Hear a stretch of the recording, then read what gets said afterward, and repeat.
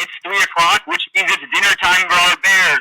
And as usual, we have Lucky and Holly, although, again, as usual, Lucky's a little late for his dinner. That's not something we're not used to here, but here he comes off to the right, and you'll see he is much larger than our female Holly, who's right down front and center for you folks. Now, I did get some great questions right before the broadcast started, so I'm just going to go ahead and explain those questions that I got because they were such good questions. I want everybody to be able to hear them. So if you ask, where do the bears come from? Well, believe it or not, the 4 bears that we care for here at the Bear Center, none of them are from Minnesota. They all come from elsewhere. So we have Holly here, who's from Arkansas. Lucky's actually from Wisconsin, as is Ted, our resident favorite typically. And Tasha is actually from Kentucky. So all the bears have come to us from different locations, both the males coming from Wisconsin, but they've all come from a different area. Now, bears are naturally found in all those areas, and it was really through no fault of their own, they're unable to be wild bears. So maybe someone tried to make them a pet, or they were separated from mom at a very young age.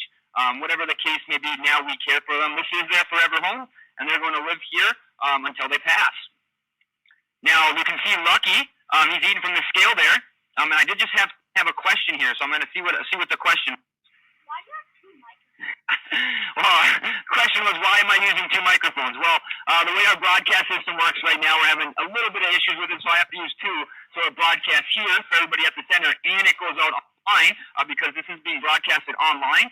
So those of you who are here today, thanks for coming. But let's say you want to maybe in a couple of days you want to see what the programs are doing or what the bears are up to. You can log in online. It's completely free. You go to bear.org, that's our website, and you hit live cams. You'll be able to see what the bears are up to through our live cams. They're live 24 hours a day, 7 days a week.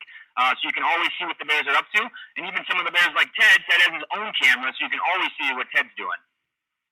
Now, if you can see what they're eating, you'll recognize a lot of those foods right away. I didn't get to see everything, but I did recognize some red grapes. Red grapes are one of our bears' absolute favorite foods here at the North American Bear Center. Now, we do have wild grapes that grow in Minnesota. We have river grape, frost grape, and a few other varieties. At least one of those does grow up in the Ely area and is a very important food source because of when it's available. Grapes, unlike other berries, grapes don't ripen until late in the year. So it's a very good food source for the fall time or late summer when they do start to ripen. We do have a few that grow along our fence line here at the Bear Center. I've been checking them, and there's no fruits yet, so we still got to wait a little while before those things are available to the wild bears. But they are a very important food source. Now, our bears here at the center, we get our grapes for them at the local grocery store. And you can get typically 2 kinds of grapes when you go to the grocery store. You can get green grapes or red grapes. Green grapes, believe it or not, are not as preferred as the red grapes. So the bears are very selective in their feeding. They very, very much so prefer the red grapes. That makes sense, though, because most people actually prefer the red grapes, typically because they're sweeter. So they taste a little better. Another food that they're getting is a variety of mixed nuts. So in those mixed nuts, we could have cashews, peanuts, walnuts, and all kinds of stuff, really. Basically, if you've baked with it before, it's probably in the bear's diet here at the Bear Center. We get a lot of mixed nut packages, and that's typically what comes in them. So lots of cashews, lots of walnuts, even hazelnuts occasionally we get. Those ones are another wild food source that we have here in Ely, Minnesota. In fact, beet hazel is one of the most common understory plants that we have. There's a ton of it in the enclosure. And actually, a couple of days ago, we were doing some enclosure maintenance where we had to be in the main enclosure.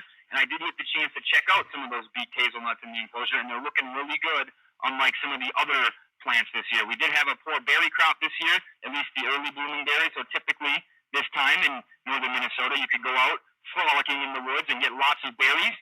This year, though, not so much. We've gone through quite a drought this spring, contrary to the past 2 weeks where it seems to storm every other day.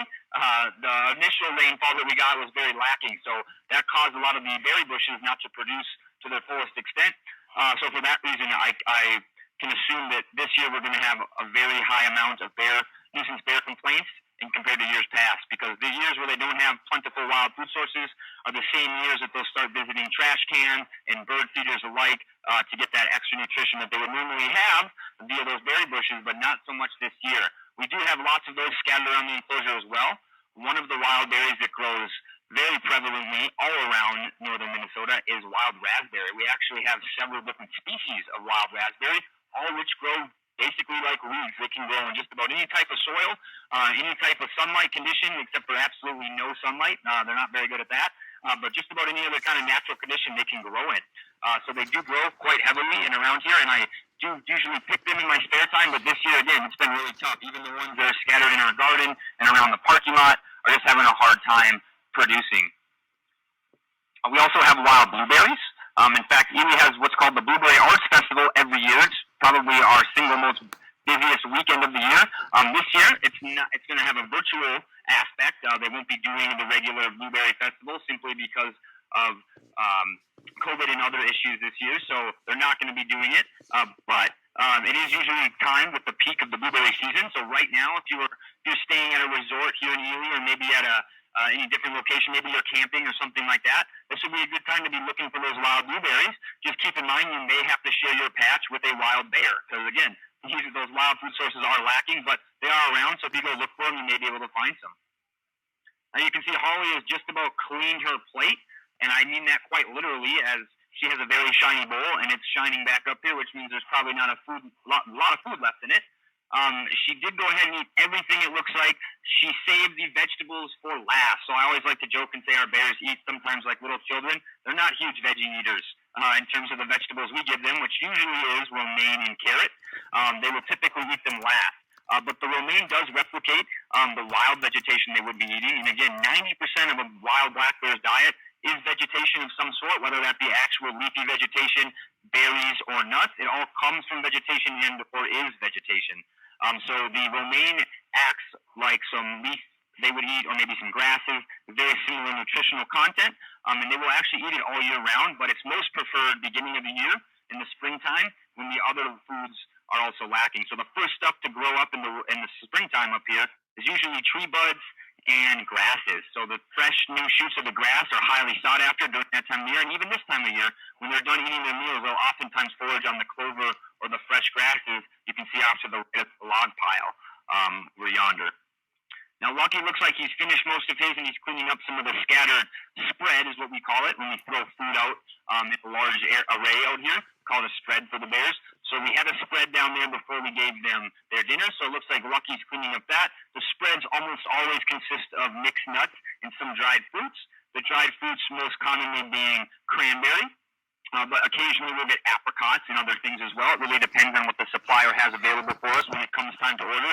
And again, here, due to COVID, things were a little different. We couldn't order our typical food sources, or maybe from the same people, so we did have to do a little bit of different ordering this year, but the bears seem to be happy and liking the foods as well. Now you'll notice Holly's got a little brown patch on her head, and Lucky's got a brown spot patch all the way down his back. That's because Holly has already finished shedding her winter coat. What's left of it is that brown patch on her head, and Lucky is just starting, so he has most of his coat to shed. The brown stuff you can see on him is just what he shed first. So once the hair starts to shed, it dies. It gets bleached by the sun while it kind of slowly hangs on to their backs and the rest of them. And when it gets bleached, it turns that brown color. And so that's how you know what stuff's dead and ready to fall off. So Lucky's starting to get rid of that stuff along his back there. And actually, mid-July, it's not unusual for this to be the time when the bears do lose their winter coats. Unless you're Ted. Ted usually doesn't lose his till mid-August. So Ted's a little different, being our only captive-born and captive-raised bear. These two bears were wild at one point, so they do retain their wild instincts and lots of their wild schedule. So Lucky, it is not abnormal for him to start losing his coat, and even the wild bears here in Minnesota are probably starting to lose their winter coat right now. They only lose it for about a month or two before it starts to go back, as in September or maybe even late August, they'll start to get the new fresh coat back in order to be prepared for hibernation when that comes. Typically, in this area, mid-September to mid-October is when bears start to hibernate in the wild in northern Minnesota, but it's variable depending on if you're a female with cubs, a female who's going to give birth to cubs, or you're just a wild male. The wild males will typically go down latest, with the females with cubs or giving birth to cubs going down sooner. Now you can see both the bears are still foraging for a little more food. Lucky's like, you know what, I had enough of all these people. There's no more food. He's going to take off. And that's one of the biggest differences between Ted and the rest of the bears. Ted, being the captive-born and captive-raised bear that he is, he loves people. He only knows people. He's never met his mom bear, so he's very fond of people. The rest of these bears, once we don't have food for them, they don't really want to hang around. They see us as food givers, which is great, but it's not like they love us or anything like that. I'm sure they're grateful for the food they get and all the people that come to visit them, but at least in the case of most of the staff, it's we bring the food, and so when the food's gone, they'll look around for a little bit more, but typically as a wild bear, they're not fond of people. They don't like to be around people, so they act natural in that way that when the food's gone, they typically disperse. I'm just going to see if anybody on the observation deck has any questions they'd like to ask or get answered while we're here, so let me pause for a brief moment. Anybody have any questions they'd like to ask at all? Why does Holly have a dent in her ear? Holly came to us as a rescue. She was caught and separated from her mother in a wildfire, and she had some ear tags that got very, very infected by the time she got here.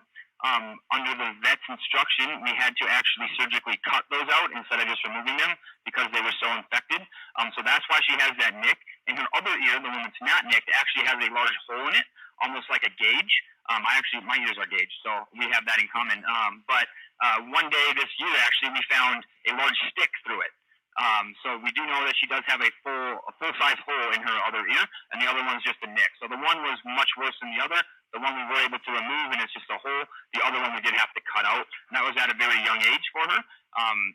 And she wasn't too happy about it. I'm sure now it's not a big deal. It doesn't really affect her day-to-day. I'm sure the other bears can hear a little better than her, but I don't think it affects her too much. But that was a great question. Thank you. Do they get a regular physical checkup? They do, once in the spring and once in the fall. We collect...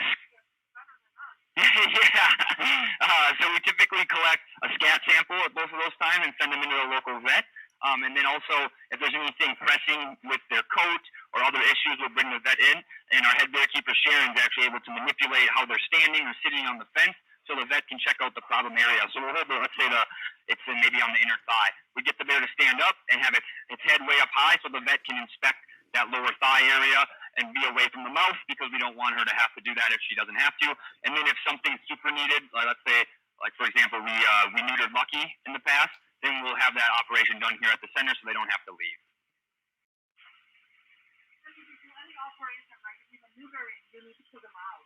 Yes, if we do any operation on the bears, they do have to go under for that, specifically for the safety of both the bear and the person. If it's not like a human where if they were under some pain, you could tell them it's going to be done soon, just relax. They're a bear, they don't understand that, so we do need to put them completely under in order to do those surgeries. How many times are they fed throughout the day? Well, they do get 2 meals from us. They get a breakfast and they get a dinner. And then, yeah, it's very similar with the exception of maybe a couple different options. So they get a fresh egg in the morning, whole, not cooked, uncracked. They'll crack it themselves and eat that. And then they do get, they eat it raw. And then they get a couple servings of fruit and veggies and the same mixed nut as well. And then on the tours, on the behind-the-scenes tours, we do feed them treats in the form of typically shelled peanut or shelled peanut. So it's hard to say what each bear eats because it really depends on who's getting the tour. And then also they're also able to get all the food they want naturally as well. So there is quite a lot of options for them. No problem. Alrighty, did anyone have any questions over here at all? Awesome. Well, I'm going to go ahead and wrap it up. We do have some more behind-the-scenes tours to get to, so for those of you folks who are here and haven't been on the behind-the-scenes, we're going to try to get those in here before we do close at 4. So I'm going to wrap up the tour here. I'm sure everyone's bored of me talking. So I just want to go ahead and give a shout-out to those of you online who are tuning in and watching. We really appreciate that. And all of those of you here, we really appreciate you paying your admission price to be here. Again, the Bear Center is a non-profit organization, so we use all the money to spend on the bears and whatnot through admission price and gift shop sales. So we really appreciate y'all coming in.